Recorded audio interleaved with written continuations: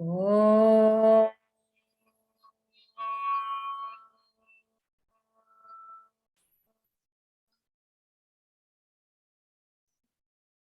Om.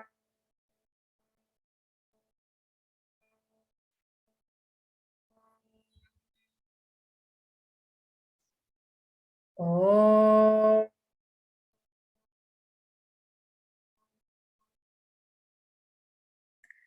Om Sahana Vavatu Sahanao Bhunaktu Sahaviryam Karavavahe Tejasvinavadhitamastu ma vidvishavahe.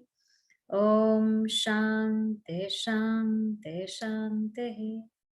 Om Apyayantu Amangani Vak Pranashchakshushrotramatho Balamindriyani cha Sarvani Sarvam Brahmopanishadam Maham Brahma Nirakuryam Ma Brahma Nirakarot Anirakaranamastu Anirakaranam Me Astu Tadatmani Nirateya Upanishatsu Dharmaha Te mai santo, Om Shanti Shanti Shanti. Okay, very good. So we are in Kenopanishad, and we just finished the first chapter last time. So let us just read from mantra 1.3. Let's just review a little bit, and then we'll move on to start the second chapter today. Okay? So I'm on 1.3. Na tatra chakshur gacchati, na va gacchati, no manaha, na vidmaha, na vijanimaha, yathaitadanushishyaat, anyadeva tadviditat, atho aviditat adhi. Iti shushruma purvesham yenastadvyacha chakshire yadvachanabhyuditam yena vagabhyudyate tadeva brahma tvam vidhi vedam yadidam upasate yanmanasana manute yena hurmano matam tadeva brahma tvam vidhi Nedam yadidam upasate yat chakshusha na pashyati yena chakshugam shipashyati tadeva brahma tvam vidhi vedam yadidam upasate yat shrotrena na shrunoti yena shrotramidam shrutam tadeva brahma tvam vidhi nedam yadidam upasate Yat pranena na praniti, yena prana praniyate, tadeva brahma tvam vidhi, nedam yadidam upasate. Okay, so now the teacher was trying to explain to the student, what is this truth? And so he says, this truth is natatra chakshuri gacchati, there where the eyes don't go. Nava gacchati, speech doesn't go there, and not even the mind goes there. No manaha, navidmaha, and we don't know.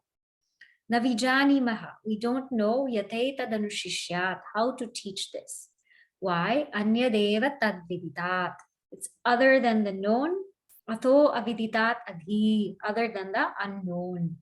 And iti shushruma purvesham, this is how we've heard from our ancestors. Yenas tadvyacha chakshire. This is how they have explained to us. So nothing goes there. Eyes don't go there, the ears don't go there, the mind doesn't go there.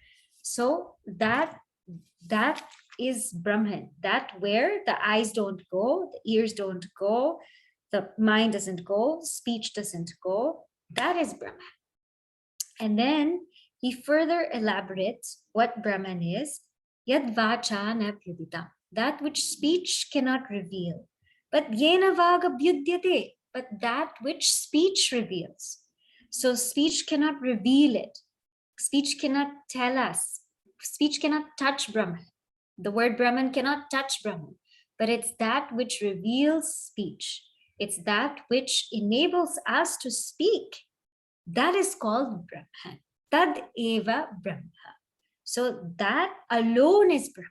Tvam vidhi. Know that alone to be Brahman. Or tadeva Brahma tvam. Know that Brahman to be you. That is you. That which makes the speech speak. That which reveals speech. Then further, he says, Yan manasana manute, that which the mind can never think of, but that which illumines the mind, that is called Brahman. Know that to be Brahman. And we saw this extensively. Then he says, Yet chakshushana pashyati, that which the eyes cannot see, but that which makes the eyes see, that is called Brahman. So anything, any sight that we saw, any vision that we saw, that is definitely not Brahman, because it's that which makes the eyes see. And then, Yat shrotrena na shrunoti, yena shrotram idam shrutam, that which the ears cannot hear, but that which enables the ears to hear, that alone is Brahman. And finally, Yat pranena na praniti, that which the air cannot breathe, or the vital air cannot breathe, or the nose cannot smell, but that by which air can be breathed, or the nose can smell. So that is Brahman. So what does this say to us? Basically, what is the sum and substance of this? The sum and substance is Brahman is never an object. It's never something we can objectify. We cannot see it, hear it, smell it, taste it, touch it, think of it. It's not an object, but it's the subject which reveals the object. So the whole process of meditation, we said, was to bring the mind from the object to the subject.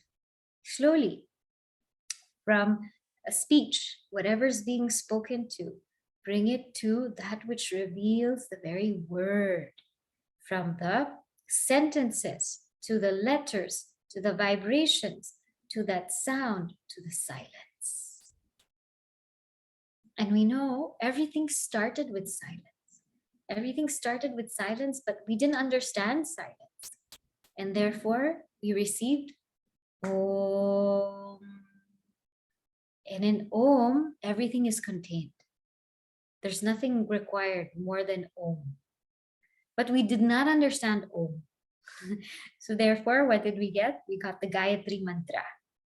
Om Bhur Bhuva Swaha. We got the whole Gayatri mantra.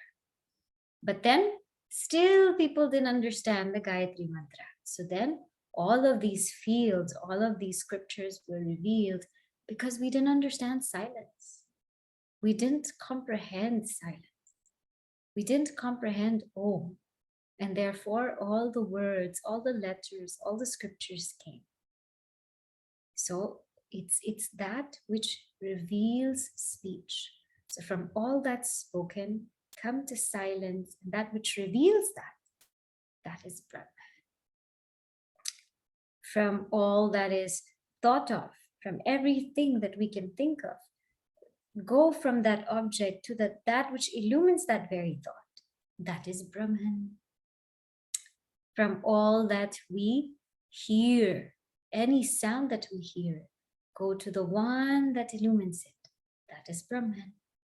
And even by the breath, when we are breathing and focusing on the breath, the mind becomes silent. It falls silent.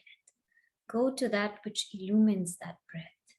That is Brahman. Not the breath, but that which illumines that breath. So that's a very beautiful exercise that we can do. That itself is meditation. That's not something we can just do while sitting down. That's something you can even do in class, but don't do it in class.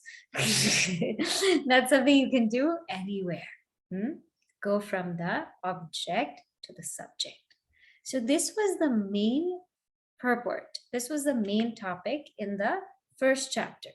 That Brahman is the subject. It's never the object. Nedam yadidam upasate. It's not that which we worship outside. as another form different from us. That's not Brahman. Brahman is our very own self. And we also receive the knowledge that Brahman is Anyadeva Tadviditat, other than the known, other than the unknown. So this was the main teaching. Now, the teacher wants to test, did the student get this? Did the student get that Brahman is the very subject and never the object? So now chapter 2 opens with the student now, the teacher, right, rather, asking the student, or testing the student. So what the student did was, the student got all of this knowledge, listened to the teacher, and then the student comes to the teacher and says, I know Brahman. I know Brahman really well. Not just I know Brahman, but I know Brahman well. And so the teacher looks at the student and says, really? Do you know Brahman well? And this is how the teacher responds to the student. So let us read this verse. We are now on chapter 2, and we're on the first verse. So, okay. So let's have Meena Mamiji repeat after me. Just the co-host.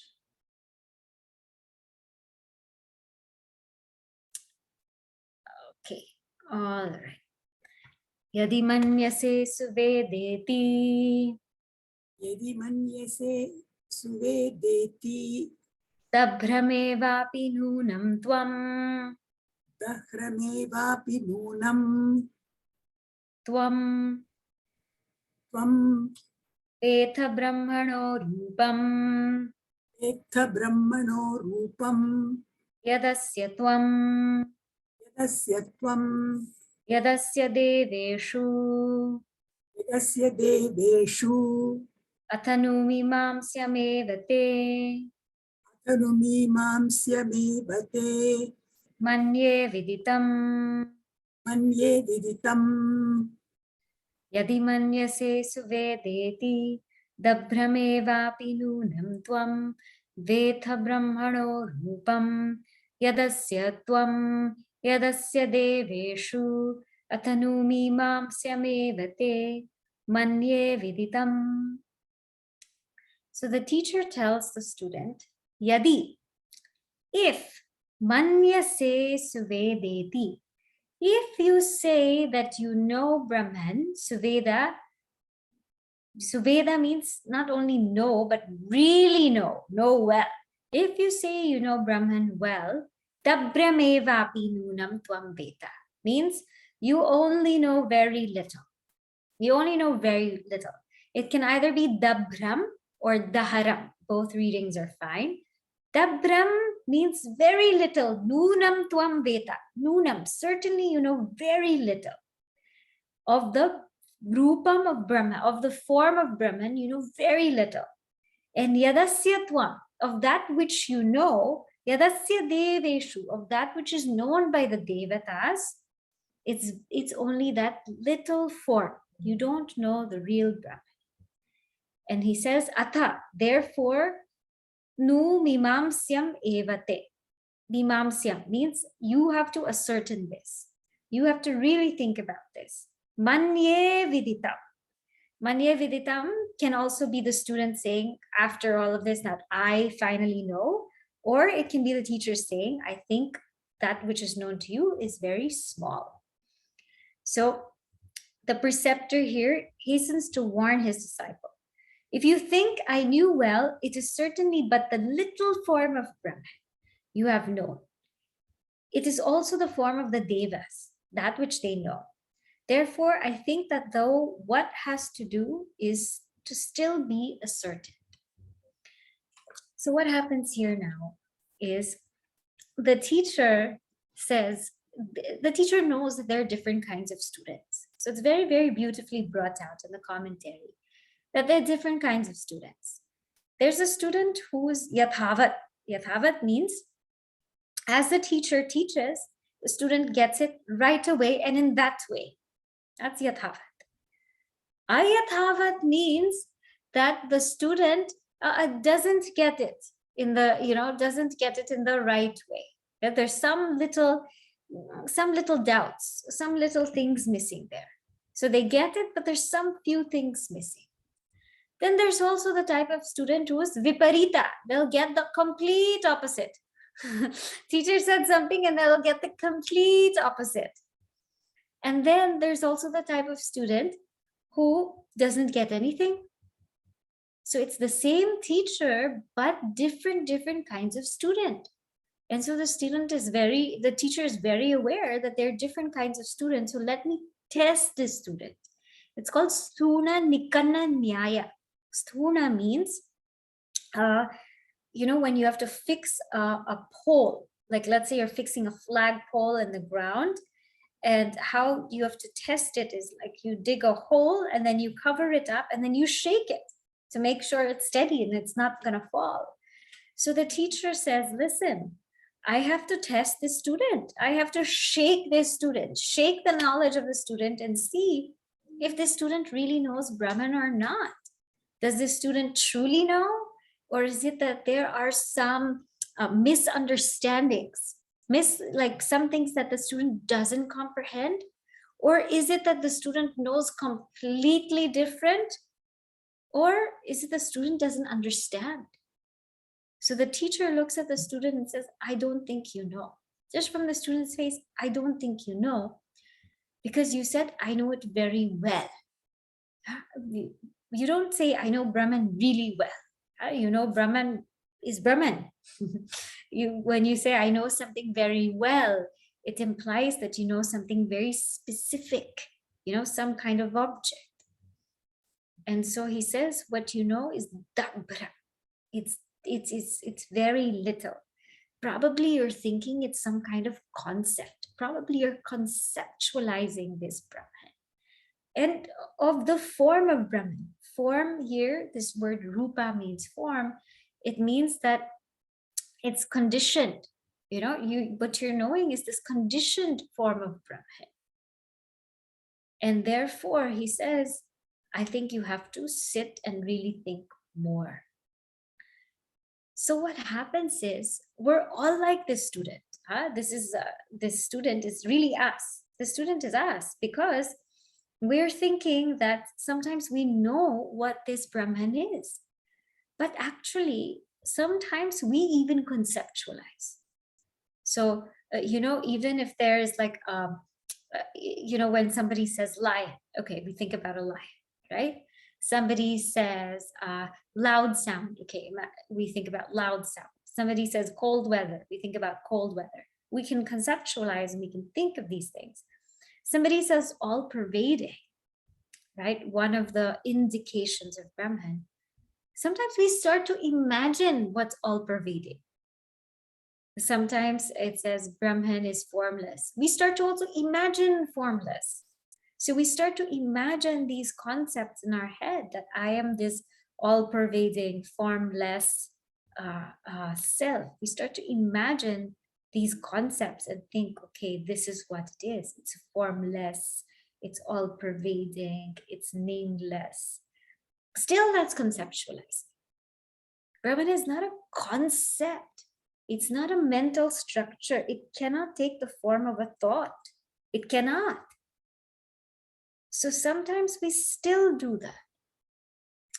Other times also people think that the ego itself is Brahman. That the ego, that I, this individuality, that is Brahman. But we clearly know in Vedanta that's not Brahman, because the ego is impermanent. It's impermanent. It sinks right in deep sleep. Sometimes also people have different notions that this body is Brahman. This mind is Brahman. This happened in Chandogya Upanishad in the 8th chapter, when both Indra and Virochana went to study from Prajapati. And Prajapati taught them what Brahman was, but Virochana was the leader of the asuras, the leader of the demons. And he said, oh, I get it. This body is Brahman. And so he just went out and he preached that to everybody.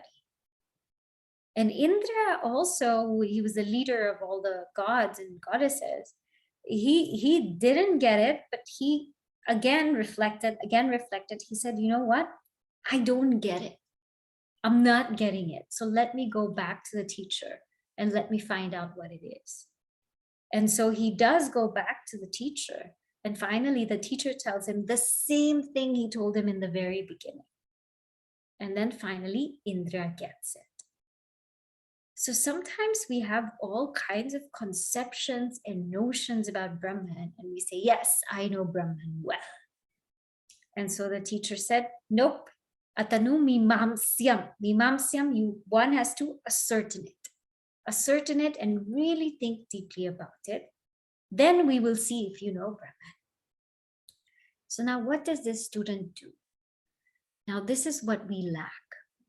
The student goes and sits quietly and brings to his or her mind all of the information talked about or taught by the teacher. How did the whole Upanishad start? I asked, what is it by which the mind can think and the eyes see objects? What is that by which the ears can hear? I asked that question.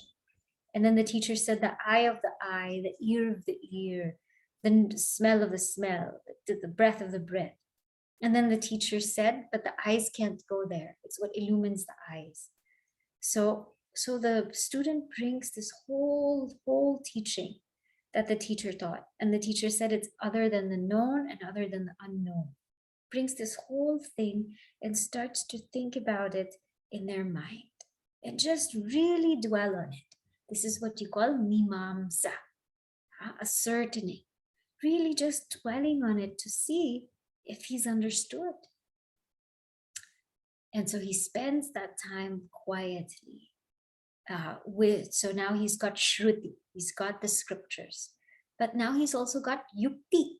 Yukti means his own logic that not only the teacher's logic, but also our own logic. Did we really think about it and apply it, and does it make sense to us? Yukti.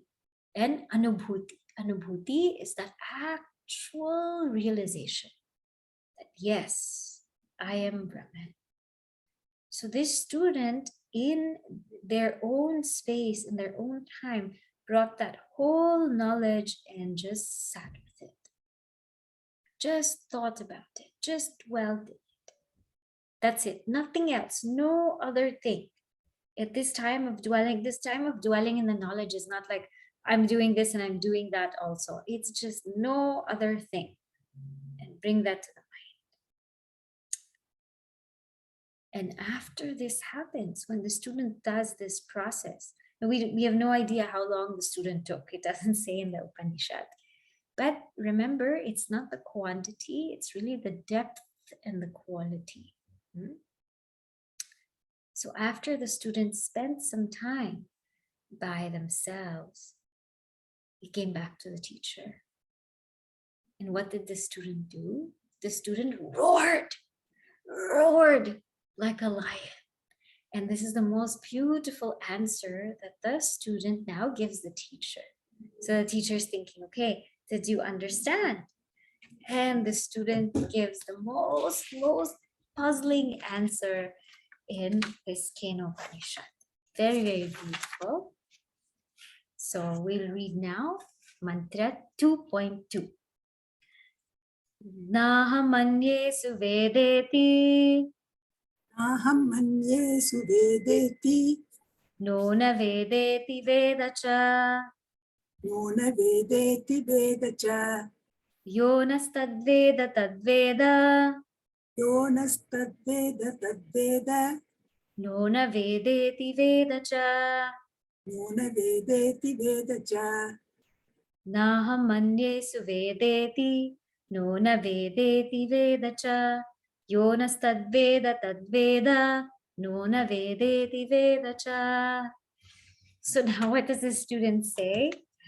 There's a very, very beautiful puzzling response. Before I explain about this response, I'll just relate to you a nice anecdote from Puja Gurudev. You know, somebody once asked him, how can you teach Upanishads to everybody? You know, there should be a adhikari. There should be some qualification, adhikar, some qualification for people to learn the Upanishads. How are you being so open about it? And that too in English. And he said, you don't worry, Shruti Mata can take care of herself. She can take care of herself. And it's in these verses where people just fall flat because they're like, we don't get it. So he said, I will put the Upanishads out in the open. And those who are not meant to get it will fall asleep. Or they will be utterly confused that they will give up. But those who are meant to get it, they will get it. And therefore, I will keep it open. And so it's a very beautiful thing, that the Upanishads can take care, the Shruti Mata, she can take care of herself. We don't need to do anything. So here he says, Na ham manye suvedeti. I do not think that I know it well. No na veda iti, but not that I don't know. Veda, I know, cha, and I don't know. So I do not think that I know it well, but not that I don't know. I know, but I don't know. And he says, Yonas tadveda, the ones who know it, tadveda, the way I know it. In what way? Nona vedeti. That, not that I don't know, but I also know. So those who feel that way, they alone know it. So I do not think that I know it well, but not that I don't know. I know. And at the same time, I don't know. And who amongst us comprehends it both as something that they know and something that they don't know? They alone comprehend it. And this is Brahman. So now the student comes out, what does this mantra mean? Okay, so very, very beautifully. Naham manye suveda iti. Says, I don't think that I know it well. Why? Because Brahman is not an object. So I don't think that I know it because I don't know it as an object. But not that I don't know it. I don't think that I don't know. I know it as the subject. So he says, I don't know it. I don't know it because I don't know it as an object. I don't know it as something different from me. But at the same time, I know it as myself, as the subject. And this is directly in direct lines with what the teacher said, different than the known and different than the unknown. So the student also replies in this manner. I know it, but then I don't know it. Now let's just take a look at this for a moment. So first, let's go with that. Not that I know it. So it's not that I know it, because I don't know it as a concept, as a thought, as a sight, as a sound, as something I hear, as something I can think of. I don't know it in that way. I don't know it in that. I cannot conceptualize it. But it's not that I don't know. I do know. What do we mean when I know Brahman? What does this really mean that I know Brahman? It's the kind of knowing without the knower. It's the kind of knowing without the knower. So there's this beautiful verse in Upadesha Sara. I think we just saw it in our Upadesha Sara class. Ahamayam kuto bhavati chinvataha aipatatyaham nija vicharanam. What happens is, when we start to inquire, who am I? Who am I really? What is my nature? When we start to inquire deeply, that very knower becomes absorbed, it becomes merged into that knowing principle, into that consciousness. Aham ayam kutaha bhavati. When we think, okay, where did I come from? But where did this thought come from? Chinvata, keep thinking about it. What happens is, that very thinker drops. That very thinker drops. Ai patati aham. And that's called vichara. That's called self-inquiry. So it's not, don't think I'm talking about samadhi or anything like that. All I'm saying, it's a time where we are just silent and by ourselves. Nothing else required. Just bringing that knowledge to the mind and just seeing, where am I from? Where is this thought from? Where is this thought coming from? And going deeply and deeply and deeply into it. And what happens is the knower drops and there's just knowledge. So it's a knowing without the knower. I know Brahman is not like I know a bottle or I know a book. I know Brahman is a knowing without the knower. That's called aparoksha jnana. It's that direct realization. That knowing without the knower. The knower has gone. The knower has gone. So it's like when we're about to go to sleep. What happens? The sleeper merges into the sleeping. Right? And if someone asks you, are you sleeping? And you say, I'm sleeping, that means you're, you're not asleep, right?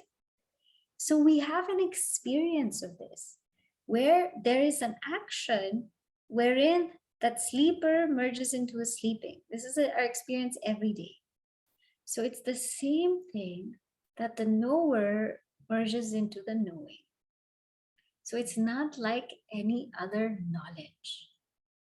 It's a very, very different kind. And that's why it says in our one of our Sanskrit sayings, Vidya Dati Vinayam, that what knowledge brings is humility.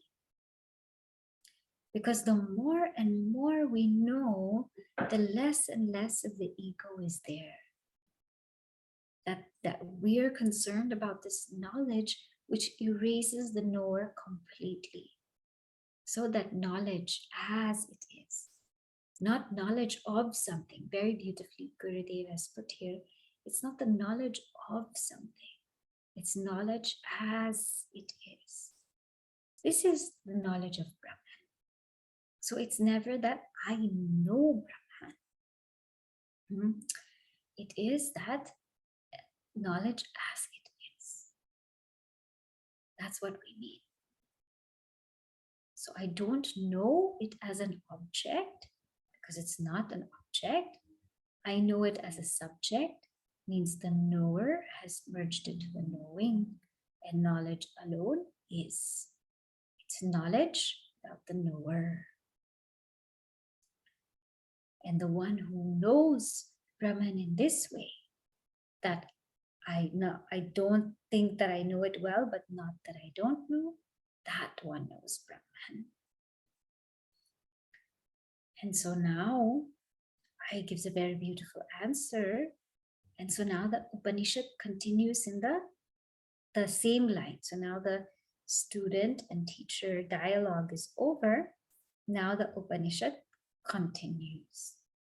And so you can just see how beautifully the student has come to the realization. I'm just going to read to you a part of Gurudev's commentary. Though strange be the student's discovery, stranger seems to be his mental condition after his self-discovery. He has realized that he is knowledge itself, and yet his difficulty is in that his realization is not in the knowledge of, but it is in the knowledge as. That is, he has not realized the self as we realize, for example, our thoughts in us, but he has realized the knowledge as such. And that's what it means. Okay. Now we will move to the third mantra. Yasya matam tasya matam Yasya matam tasya matam. Matam yasya na vedasaha. Tam yasya na vedasaha.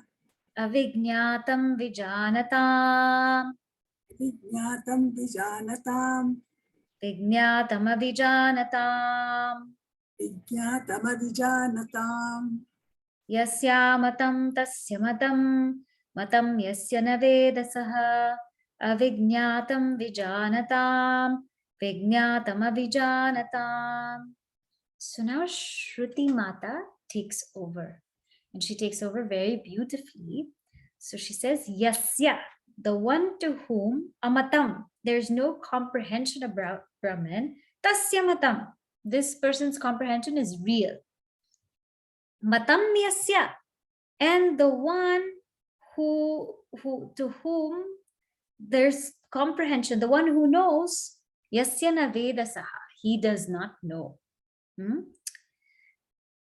Avijñātam vijanatam. It is unknown, vijanatam, to the real masters who know, and at the same time, vijñātam, to the ones who think they perfectly know, avijanatam. It is unknown.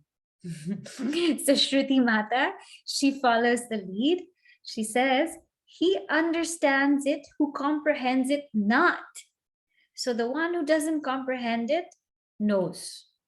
But he understands it not who feels he comprehends it. So one who feels they got it, they don't understand. It is unknown to the masters of true knowledge, but to the ignorant it is known.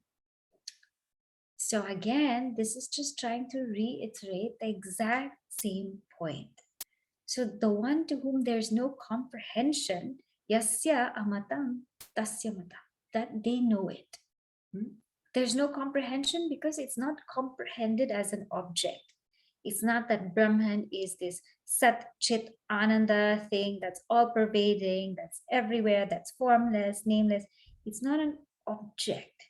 So the one who doesn't comprehend it as an object, tasya matam, that's the one who really comprehends it. And matam yasya, and the one who feels that they got it. I got Brahman, I know what Brahman is. It is that Satchit Ananda, it is, the one who thinks they know it, they don't know it. Navedasa. Avijñātam vijanatam. So means it is unknown to those who really know. It is unknown as an object.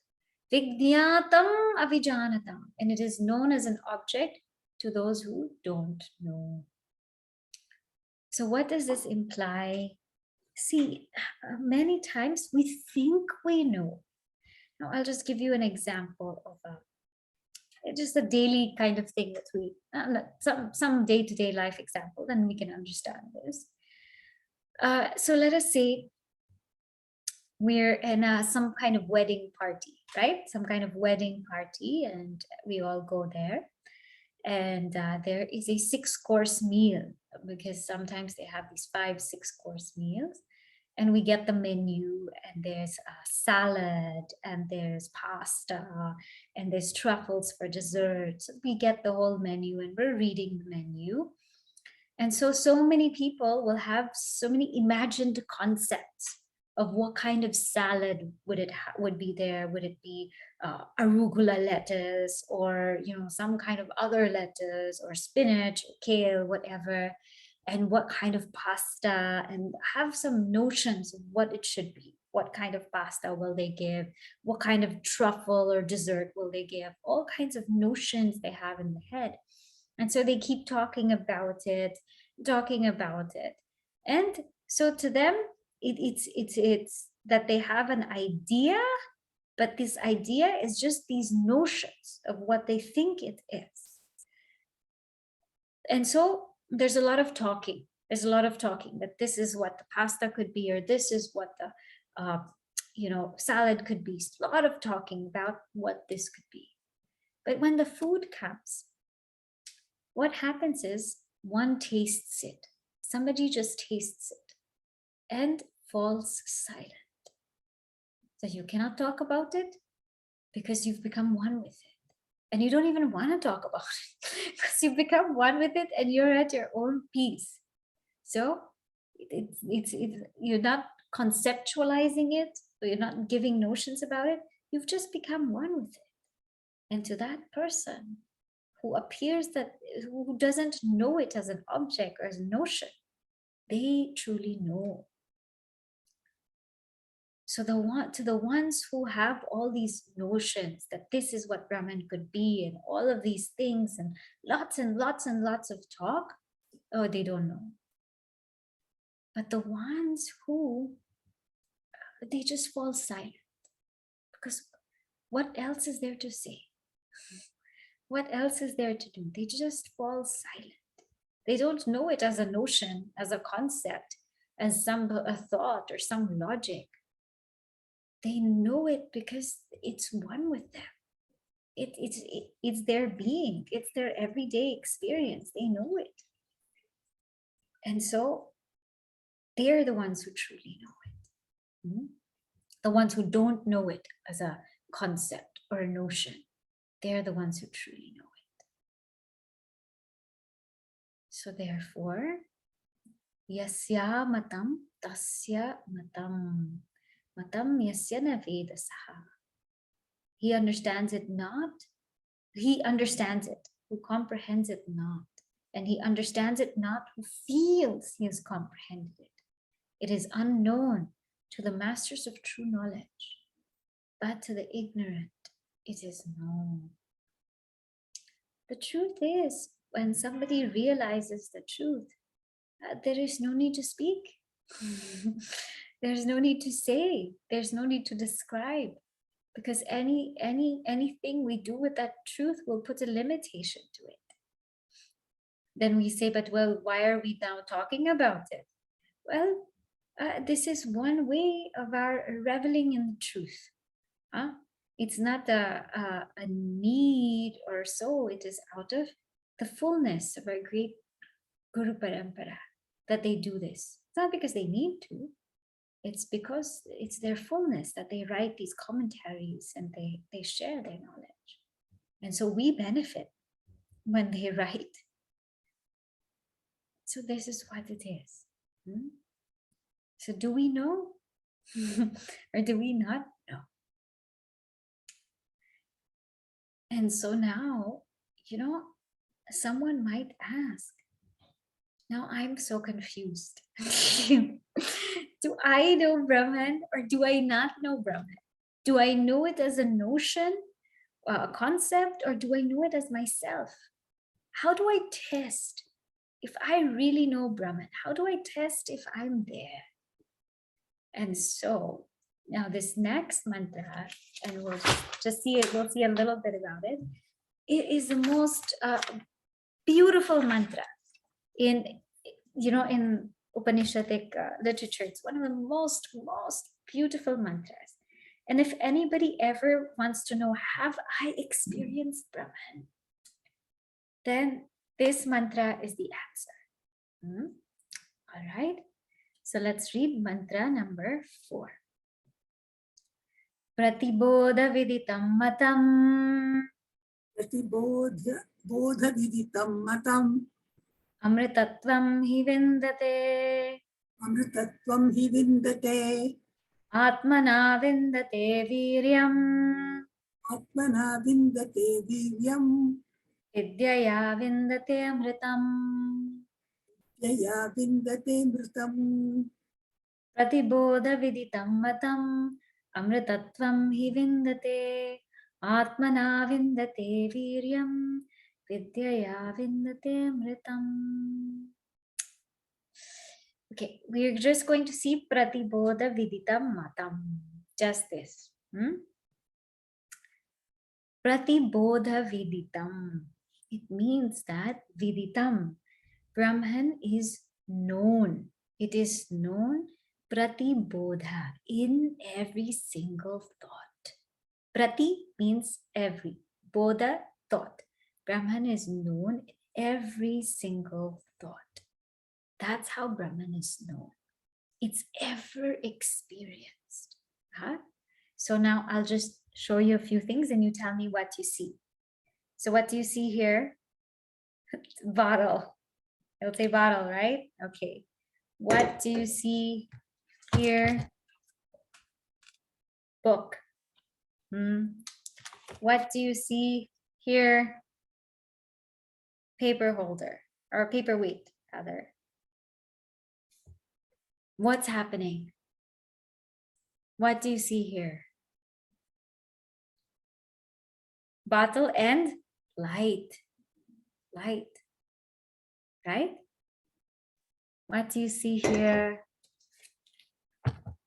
Book and light. Light. What do you see here? Paperweight and light. In every object that we see, there's light, isn't it?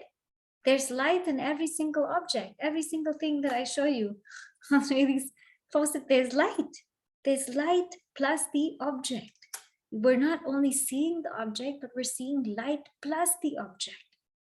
But because the object is vishesha, it's like unique. There's different objects. We pay attention to the objects, but we don't pay attention to light.